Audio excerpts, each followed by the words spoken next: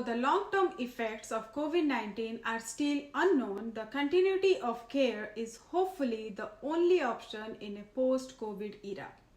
In the scheme of healthcare practices, the individual will certainly be re-evaluated to determine their personal health and rehabilitation need. However, let's try to address the central issue of self-care, mental challenges, and fear of reinfection when most of the communities across the globe are preparing themselves to live and fight with the virus to the finish line. Today, we will explore about the possibilities of post-COVID recovery through this episode, and to learn more about it, let's talk to our panelists of today, Dr. Ritesh Panda and Dr. Swapnajit Sahu. Please join me welcoming my guest today, Dr. Ritesh Panda, Assistant Professor, Surgeon, AIIMS Bhubaneswar, and Dr. Swapnajit Sahu, Assistant Professor, Department of Psychiatry in PGI Chandigarh. Thank you so much for joining me today. Thank you very much. Let's start by asking you how a person will know if he or she is completely recovered from COVID. Thank you for the question. Everybody must be now well acquainted with the term RT-PCR. It is a COVID test which gives positive report, and based on that, we come to know whether a patient is having COVID positivity. Along with that, patient may or may not be having symptoms of COVID. So there are many cases in which RT-PCR will be positive, but patient may not be having symptoms of COVID. So if the RT-PCR test is positive, we consider that the patient is COVID positive. And if there are definite symptoms of COVID, which now we are well aware of that, sore throat, running nose, fever, myalgia, and many other things. So they can be mild, moderate, and severe. So these are the symptoms of COVID. So usually, as per the data which we have seen the cases so far since last 1.5 years, the mild cases they resolve within 10 to 14 days, right? Currently, as per as the data is concerned, as per the Ministry of Health and Family Welfare of India, and also from the different countries of the WHO, recommends that on the 11th day, the patient can be, if the patient is not having any symptom, the patient can be said to be recovered. And in India, we are also that there is a policy that on the 11th day, if there is no symptoms, the patient can be declared that he is recovered and can join back to duty. And there is no recommendation that the patient has to be retested on RT-PCR and to be proof that he or she is negative, because the RT-PCR test can be positive for around 28 to 30 days because it detects the dead part of the virus. So it can be positive, but the patient can be said to be recovered if the patient don't have any symptoms on the 11th day or 12th day. That is for the mild cases. But in cases of moderate to severe, the patient might be having severe symptoms like decrease in oxygen saturation, hypoxia, cough, and fever for 12 to 15 days. And so in that case, the recovery period can prolong. So depending on the severity of COVID, the recovery period can vary from person to person. But when the symptoms resolve and the patient start feeling better for continuous for 5 to 7 days, if there is symptom free, then we can say that the person is recovered. Dr. Panda can add something more to it.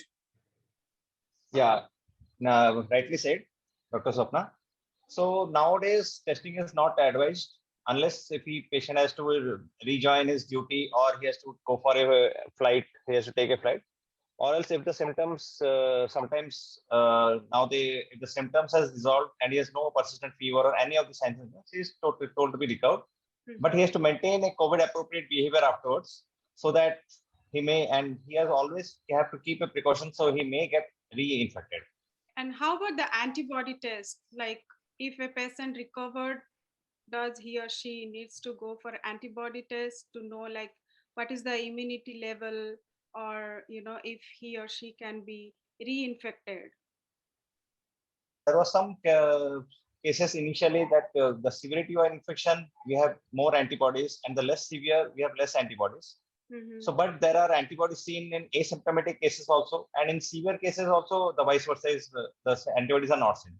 Mm-hmm. So there is no guidelines to do an antibody test to see for any antibodies. Mm-hmm.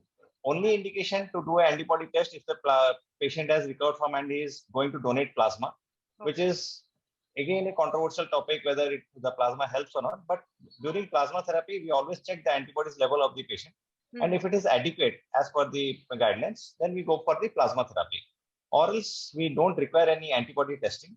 Mm-hmm. And we assume that antibodies are formed and it will give the protection for at least 3 to 6 months. Okay. Yeah, very rightly said. Yeah, there is no such recommendation to go for antibody testing or to know the level of antibodies, because it is also a common misconception among the lay persons or the lay public that even after vaccination, they're asking to get antibody tested to know how much is our power of immunity so that we cannot have the infection. But that is an quite a false statement, or it can be said to be a myth related to vaccination. So usually the antibody levels after the moderate to severe infection, they start rising it after a month. So that is also recommended that if you are going to donate for plasma, then usually 1 month period is taken, and which is considered that by that time you will be having sufficient antibody, and the antibody levels will usually check. Those who have adequate level of antibody, only their plasma is found to be suitable for plasma donation, for the convalescent plasma. But as Dr. Panda has rightly said, it is currently a controversial topic because we are not finding very great results with plasma therapy. So we cannot comment on that because the trials which have been done in this area are very few. So based on that, there are positive results, there are negative findings. So it is time will say whether how helpful it is. But the question which you have asked regarding whether we go for antibody testing or not, it is not recommended. Okay. So, what are the most common post-COVID recovery problems and how to deal with it? It's a very common questions which comes to the mind of the person who are recovering or who are just getting infected with the COVID. It comes to their mind, what will be, how will I deal, what will be my post-COVID period. And so there are certain symptoms which if the person is recovered from the COVID, this may be there or may not be there. These are not universal that every person will have these symptoms. Usually there is physical fatigue. Fatigue means feeling tired, थकावट लगती है, काम करने का मन नहीं होता है, या फिर बॉडी में aches and pains रहता है, myalgia रहता है, and so these are the symptoms, physical fatigue. Along with that, we are also seeing mental fatigue. Mental fatigue means mental tiredness, inability to concentrate on your work, feeling very tired, feeling dizzy, feeling lazy. So, and not having that much of energy or power to do the work. So even we are getting so much of complaints from the patients who after joining their work, they are not able to focus adequately on their work. So for that, so these are the usual two types of complaints which we're getting, that is physical fatigue and mental fatigue. Along with that, if the person is having severe COVID infection and he or she had undergone an ICU treatment, maybe oxygen therapy normal or maybe ventilator, then the patient may be having might lead to have pulmonary fibrosis. Pulmonary fibrosis means severe lung infection or pneumonia, which leads to respiratory problem. But after recovery, there occurs fibrosis, because of which he will be having respiratory difficulty, for which there has to be pulmonary rehabilitation, exercises are required. So these are the most common problems which we see. Now coming to how to deal with it, also there is another complaints which we are getting is that the patients in the post-COVID period, they are having significant weight gain, and that is mostly related to increase in appetite during the in the post-COVID period. So they are complaining that बहुत भूख लग रही है, doctor साहब बहुत भूख लग रही है, बहुत खाने का मन कर रहा है. That is usual because in the initial 12 to 15 days, the person is not having any energy, there is loss of taste sensation, there is loss of smell sensation, and the person feel very fatigued even to eat anything. So when the body starts recovering, it demands more of carbohydrate foods and more of more energy, so they feel more hungry. But during that period, if the person start eating more of carbohydrate, more of junk food, more of street food, more of pizzas, burgers, which they, when the taste sensation comes back, when the taste sensation, smell sensation comes back, they try to eat more and more sweet type of uh, food item, and which leads to increase in rapid weight gain. So that is also a significant concern, which the public should know that when the post-COVID recovery phase, they should be focusing more of protein content diet and should avoid the junk food and the more of sweets and more of rich carbohydrate rich food. That is also, otherwise just after COVID they will be having significant weight gain. And also Right. dehydrate, like they should dehydrate and they should drink lot of liquid. Yes, yeah. During the COVID phase only, we recommend more of fluid intake, more of adequate hydration, because there is a significant risk of dehydration. In any kind of viral illness, there occurs dehydration because of fever, because of other inflammation. So that it occurs dehydration. So in the post-COVID period, they should have a sufficient water intake, sufficient juices, antioxidants, and all that. Dr. Panda, do you want to add something? Very well explained by Dr. Sao. So I just want to just quickly go through a PDF. Actually, it was well prepared by a government hospital in Maharashtra because they are seeing the pandemic, initial pandemic, and they are still struggling with the pandemic. They have very well prepared a PDF which shows how to just deal. I will go through it quickly so that you can attach it in the shortcut. There are some problems apart from what Dr. Sao has completely stressed on, the mental and the physical problems. There are the post-COVID patients which have recovered. They have some anxiety, stress problems, as he rightly said. There is some breathing problems, physical fatigue, voice and swallowing problems. There may be attention and memory problems. So quickly, we can go through just the slides. There are many exercises as shown in the PDF. So how to cope with it? There are some post exercises and they're very post, high side lying. You can move it fast. There are forward lean sitting and there are forward how to sit and how to stand because they have always have a fatigue till it will continue till at least 15 days post recovery. There are some breathing exercises. So, and there is pursed lip breathing, and always every studies nowadays recommend a post spirometry exercises to help the lung expansion. And because of whichever the fibrosis has set in, it is very difficult to reverse. So it will be by gradual it will come up. And there are some physical exercises, benefits, and exercise we have to, and there are some precautions we have to measure. Sometimes post-exercise, we always feel fatigue. That fatigue, when we do exercise out of anxiety, we may feel breathlessness, dizzy, wet or sweaty, chest tightness, or increased pain may be there.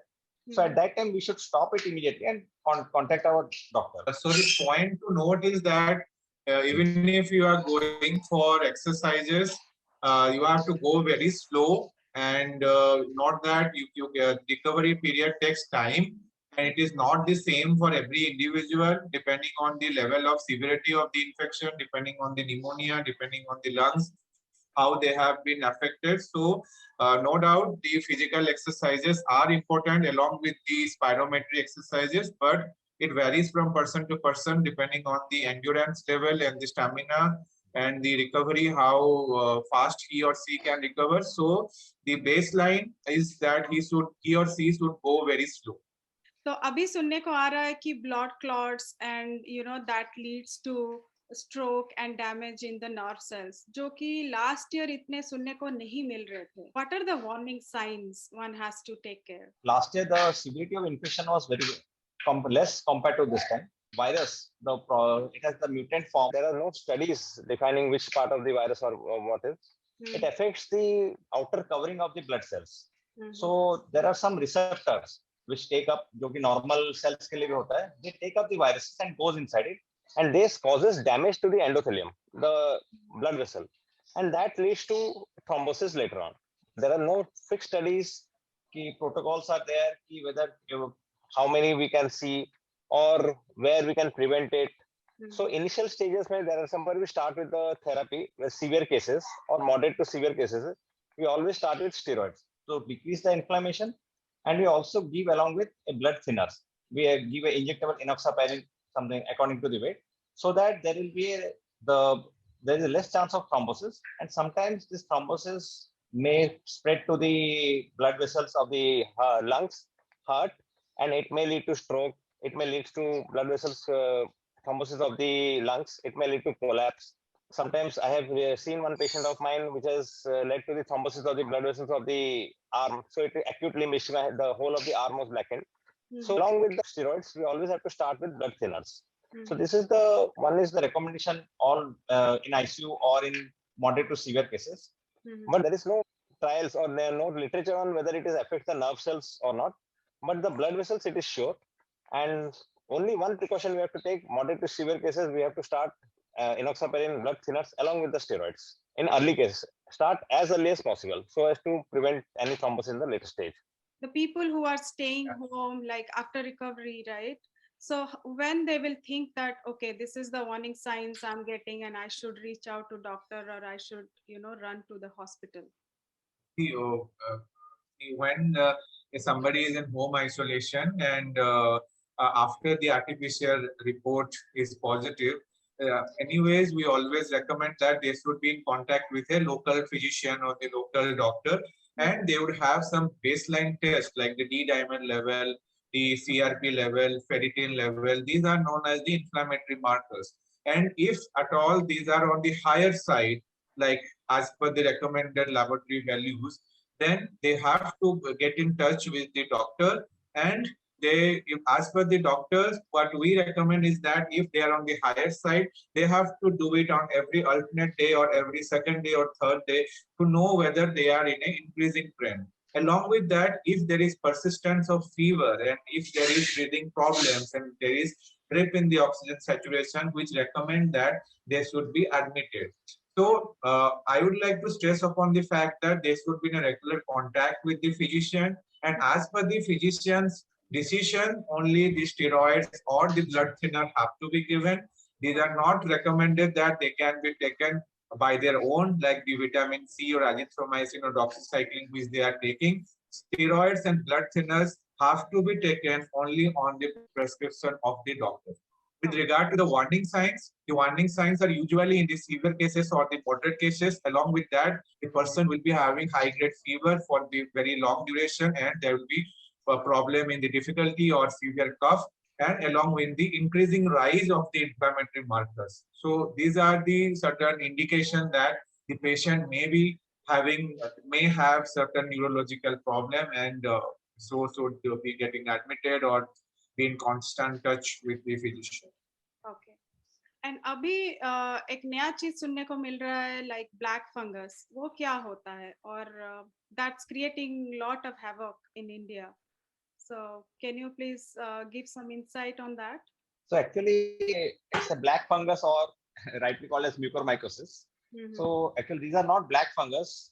Just they cause some black infections over the necrosis over the nose, black color. So they are called as black fungus. Okay. That these mucormycosis initially they were also present.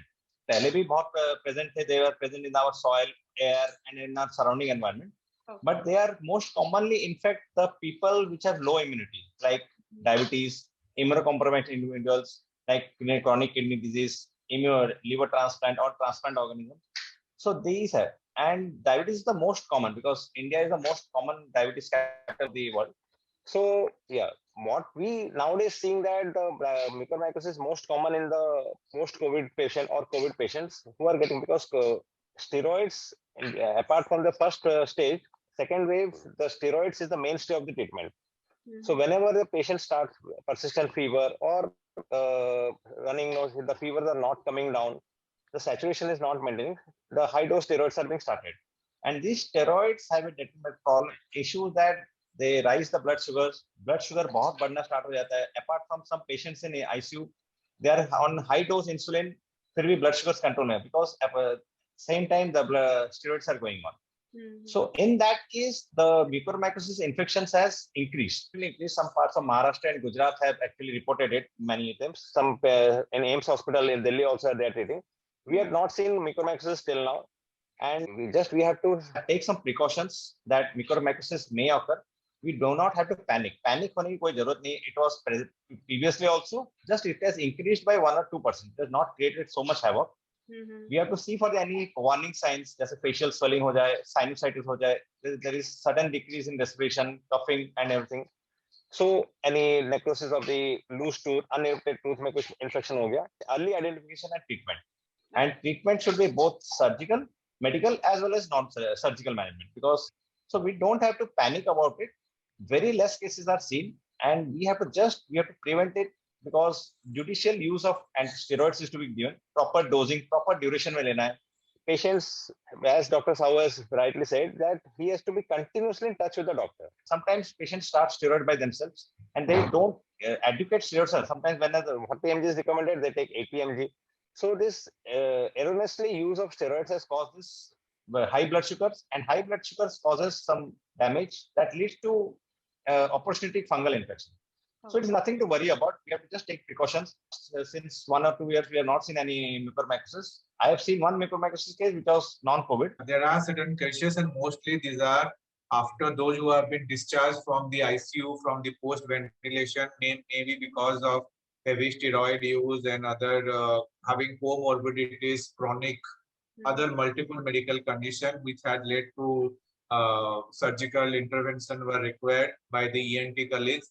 So it is these are a very painful conditions, and but as it has been being projected by the media and the other social media platform, it's a thing to worry, but it is not a thing to be so much of that it is a panic and we need to take so much of reading literature about it. So there's no need to. These are it can be treated, and only that we need to be very well aware about the nature of the problems, and it can be handled.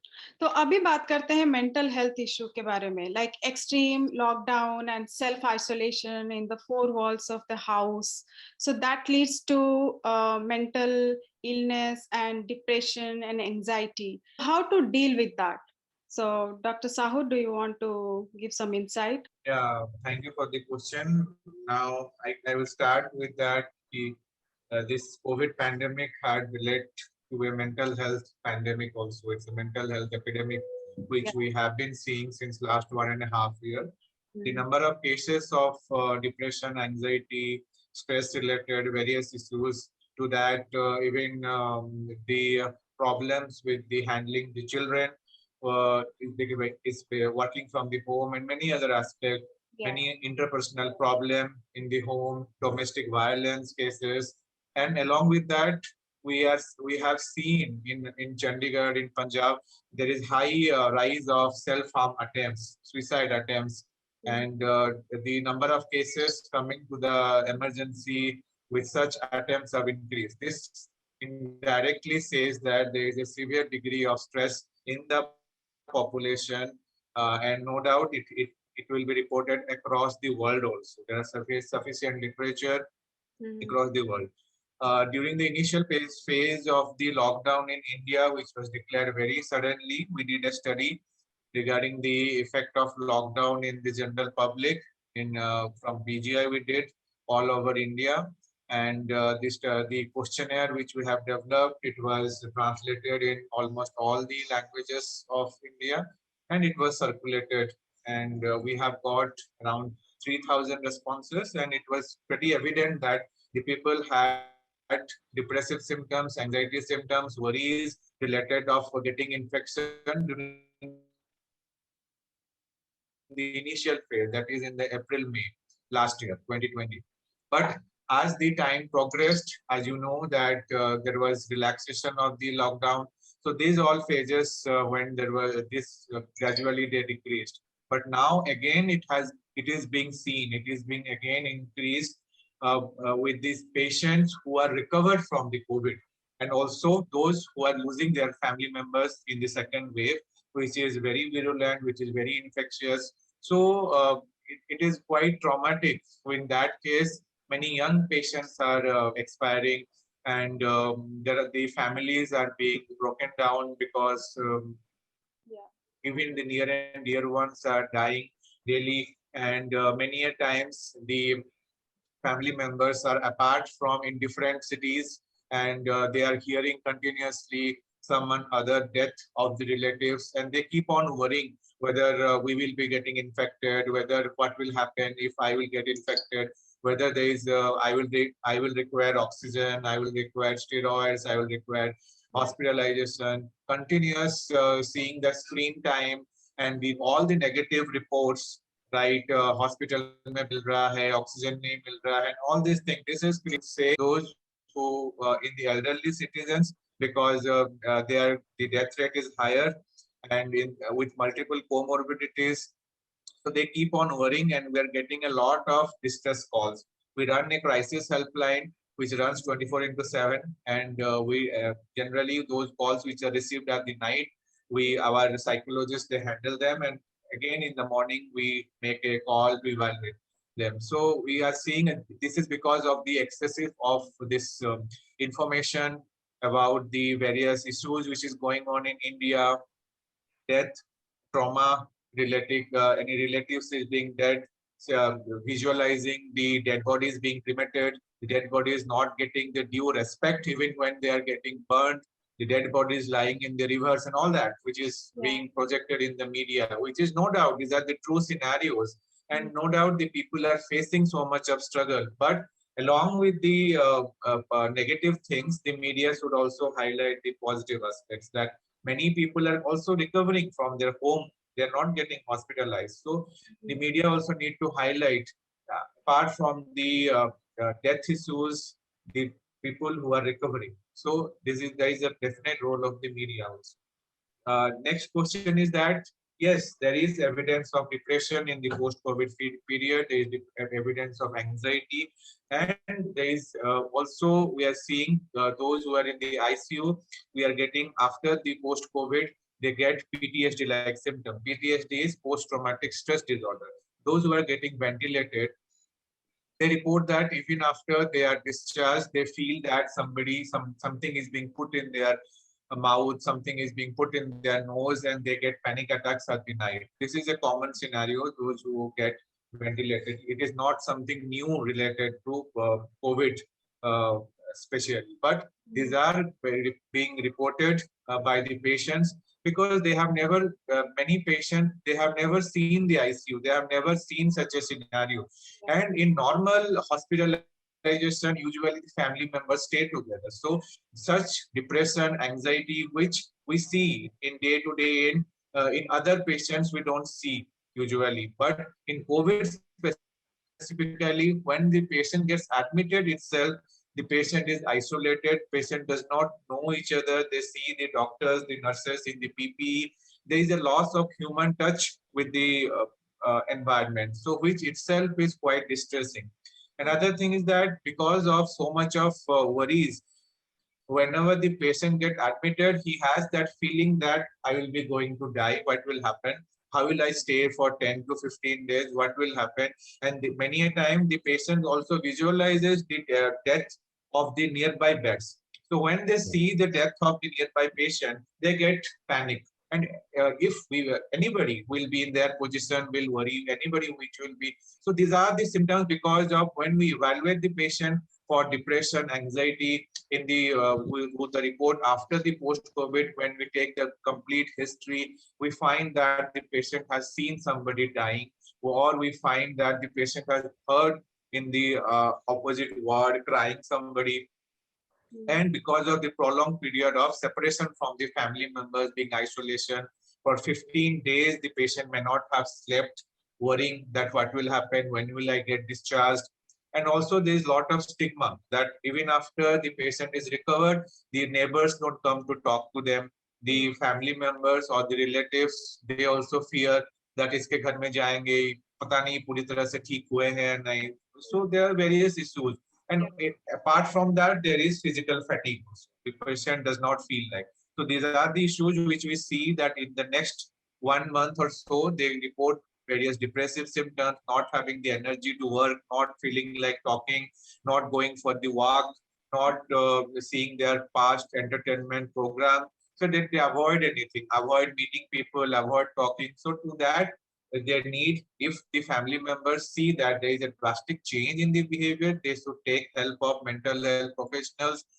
They They should discuss with the psychiatrist. So identifying these things are very, they need to be done, because if the depression increases, then the person starts feeling that it is worthless. I am not good to the society. I am not good for something. And then comes the suicidal behavior or suicide. It's better to die.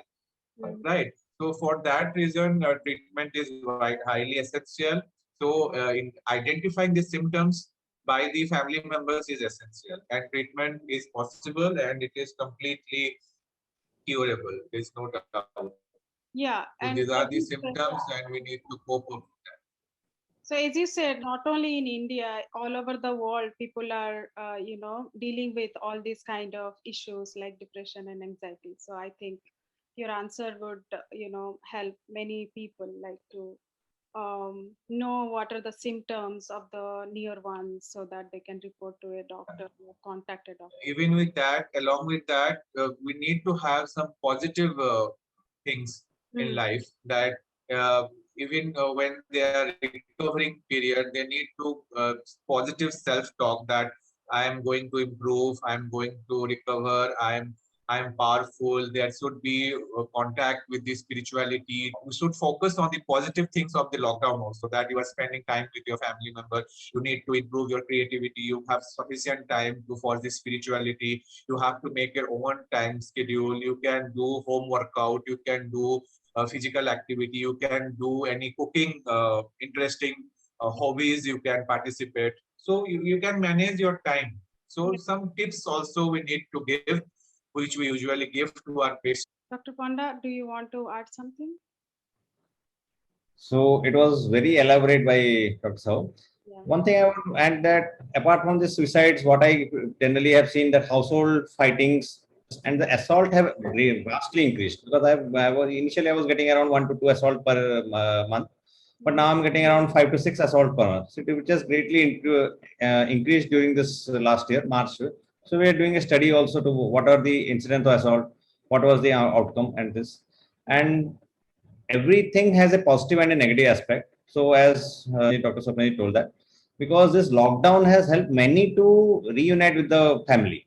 Yeah. Because one of my friends who has always stayed outside from since class 12, he did his 12th outside, then he did the IIT, MBA and everything. And now after some 10 years working outside, he is with his family since 2 years.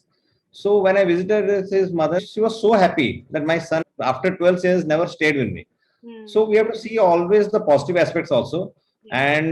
and we have to take out the negativity from us, because and these post-COVID patients, or these are in isolation or lockdown, we have to continuously be in touch with our family members, friends. This is the time to socialize, which these Facebook, with the friends in Facebook, which are only in the Facebook and not in our contacts, we have to call them up and ask about the well-being. So everybody likes to be asked about the well-being, and this way we can, if connecting will help ease our tensions, because ideal mind will always attract negativity. Hmm. So we have to do something fruitful, like Dr. Swapnajit has improved. He has done so many YouTube videos showing his exercise training regimes. So we can always be in a productive way. Being Thank you. positive is the tip for Yes. in this time of pandemic. And my another question would be like vaccine. Everybody is saying like vaccine, vaccine, vaccine. That is the only solution to this problem. So I want to know, like, after a person is recovered, after how many days he or she can take the vaccine? So as per the guidelines, now if we say that the same thing, whether if there's mild symptoms, the patient may have less antibodies. Mhm. Moderate to severe, he may have more antibodies. So antibodies are protective till 3 to 6 months. So it is, if it is severe infection, it is some studies have said that it is still protective till 9 months. Mhm. So one can safely take the vaccine after around 8 to 9 months, but the guidelines have gradually changed that you can take it after 4 to 6 weeks. So that the antibodies which are formed due to previous infections, they will be remain in the bloodstreams. So as they gradually wane out, we will take the vaccine. So the vaccines, as per the guidelines, as per the Covishield and Covaxins, are different in India, and so ideally it should be taken after 6 to 8 weeks. I cannot say that it is going to be the only rule which will be evident for coming months. But so far till now is 1 month after you are recovered. means you don't have any symptoms and your physician says that you have completely recovered. The dictum is that which we say to our patient, you can take the vaccine after 30 days, right? But as the guidelines keeps on changing, that you have, as you know, that after second dose can be taken after initially 4 months, then 6 to 8 months, now 12 weeks or something. So this dictum also can change. So there is no hard and fast rule because the studies are very few. We don't know about it. So for the current timing, we can say that the patient can take after 1 month or 8 weeks. We are top of the hour. At the end, I just want to ask you, like, what are your advice to all for post-COVID care? Post-COVID care, we have to deal with our own problems. That is, first we have to fight our own isolation, we have to fight our own anxiety, or we are depressed. We have to make social well-being. So there are some responsibilities with each of us, at the community level, at the individual level, or for the others. So at the community level, we can spread the positive things. How we have recovered, how we have been taken care of in the hospital, how we got the medications and everything. How everybody was so working hard, because we are creating so much negativity that where the patients are refused by the hospitals, the doctors are not working on everything. What be positive and to create a positivity with others also, and we can spread this positivity by through our social media. Post COVID, there is always a chance of reinfection. It is not that we are, because after vaccination also, 2 dose vaccination also, there is a chance of infection may not be severe.